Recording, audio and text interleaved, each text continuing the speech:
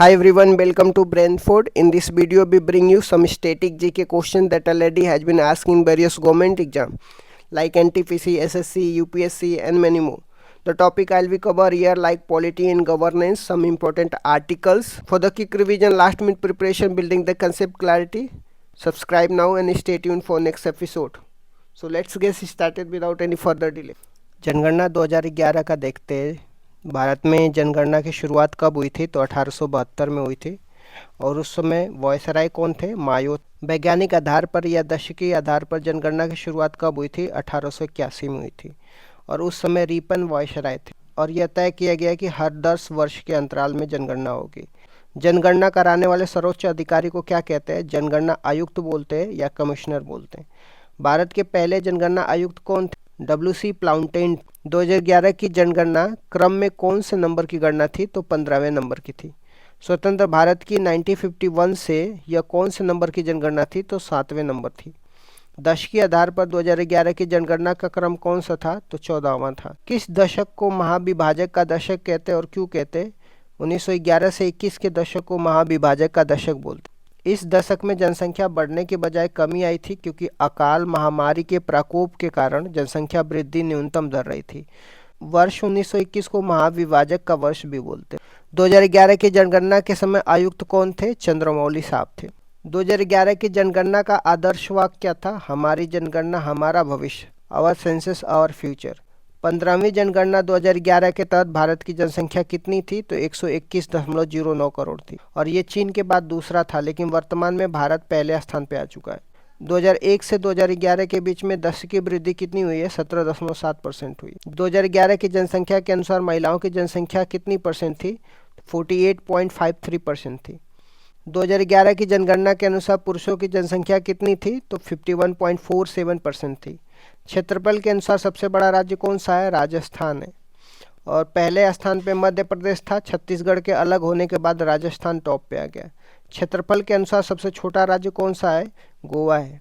क्षेत्रफल में सबसे बड़ा केंद्र शासित प्रदेश कौन सा है? लद्दाख है। क्षेत्रफल में सबसे छोटा केंद्र शासित प्रदेश यूनियन टेरिटरी कौन है? लक्षद्वीप है। सर्वाधिक जनसंख्या वाला राज्य कौन सा है? उत्तर प्रदेश है।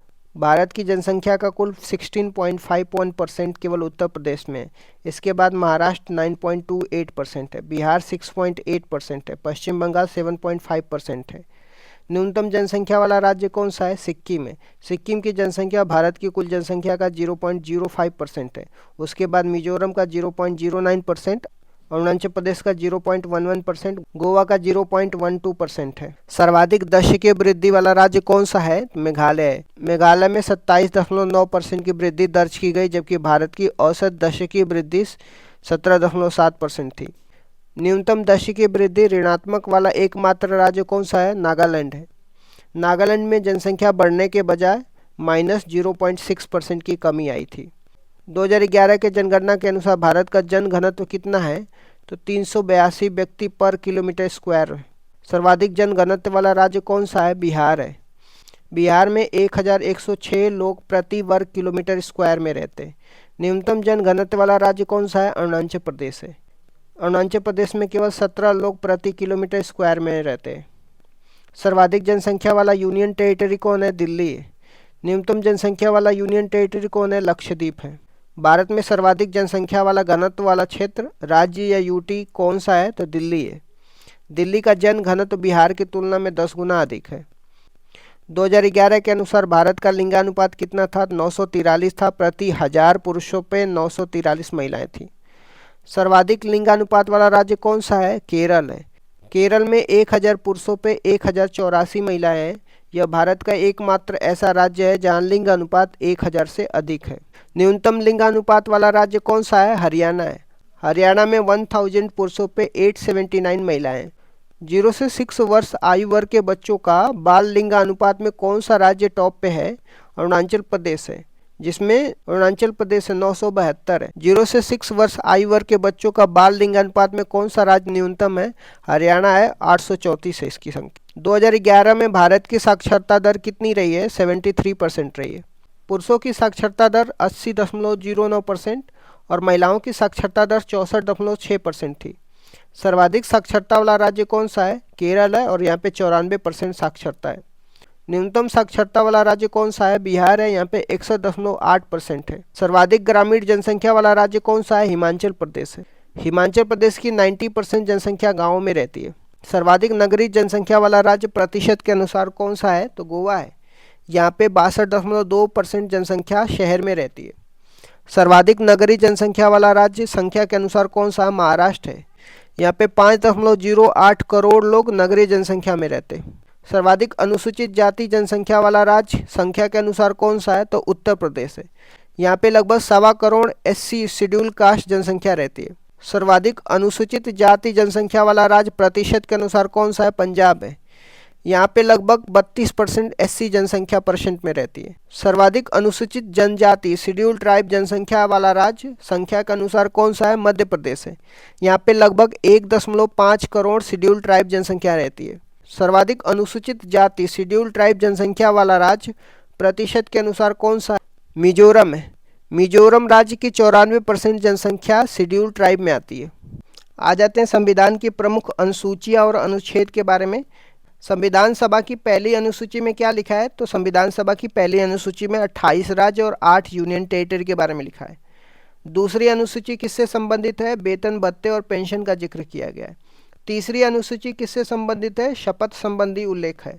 चौथी अनुसूची किससे संबंधित है? राज्यसभा की सीटों का उल्लेख चौथी अनुसूची में।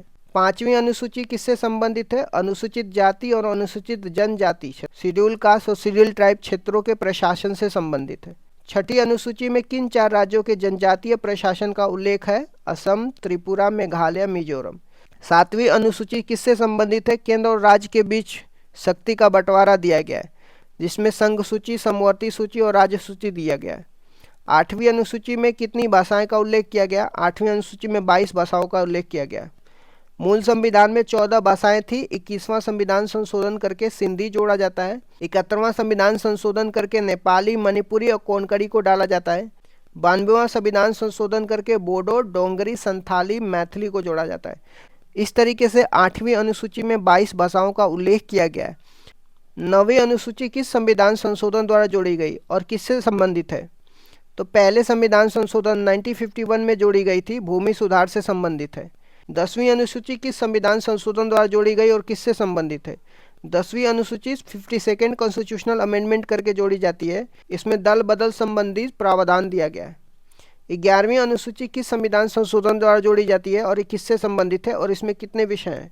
11वीं अनुसूची 73वें संविधान संशोधन द्वारा जोड़ा जाता है। 11वीं अनुसूची 73वें संविधान संशोधन द्वारा जोड़ी जाती है, जिसमें पंचायती राज, जिसमें लोकल गवर्नमेंट से संबंधित है।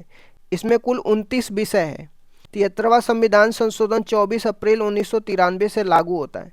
12वीं अनुसूची किस संविधान संशोधन द्वारा जोड़ी गई और किससे संबंधित है? 74वां संविधान संशोधन द्वारा 12वीं अनुसूची को जोड़ा जाता है। इसमें नगर निकाय से संबंधित है। आ जाते कुछ रिवीजन करने के लिए। ब्राइट स्टार युद्ध अभ्यास भारत के साथ कौन सा देश शामिल है? मिस्र शामिल है। 3I एटलस दूरबीन कहाँ स्थित है? चिली में। स्कूल कक्षाओं में मोबाइल पर बैन लगाने वाला कौन सा देश बन गया है? South Korea. ई मोबिलिटी को बढ़ावा देने के लिए किसने पहल शुरू करी है? दिल्ली सरकार ने। दोस्ती पहला युद्ध अभ्यास किसके बीच में हुआ है? दिल्ली और ओस्लो के बीच में हुआ है। नया गोल्डन वीजा प्रोग्राम कहाँ पे स्टार्ट हुआ है? ओमान में हुआ है। स्क्रू वर्म परजीवी को कौन फैलाता है? मक्खियाँ फैलाती हैं। नो हेलमेट नो फ्यूल नियम किस राज्य का है? उत्तर प्रदेश का है। 20 साल पुराना फाइट शोर कहाँ पे मिला है? राजस्थान के जैसलमेर में मिला है। ओनम किस राज्य का त्यौहार है? केरल का है। राष्ट्रीय खेल दिवस कब मनाते हैं? 29 अगस्त को मनाते हैं। आर्द्रभूमि संरक्षण पुरस्कार किसे मिला है? जयश्री वेंकटेशन को। आर्द्रभूमि संरक्षण पुरस्कार किसे मिला है? जयश्री वेंकटेशन को। इस तरीके से मैंने कुछ इंपॉर्टेंट क्वेश्चन डिस्कस कर दिया। Thank you so much guys, keep loving, keep supporting, bye bye, see you tomorrow.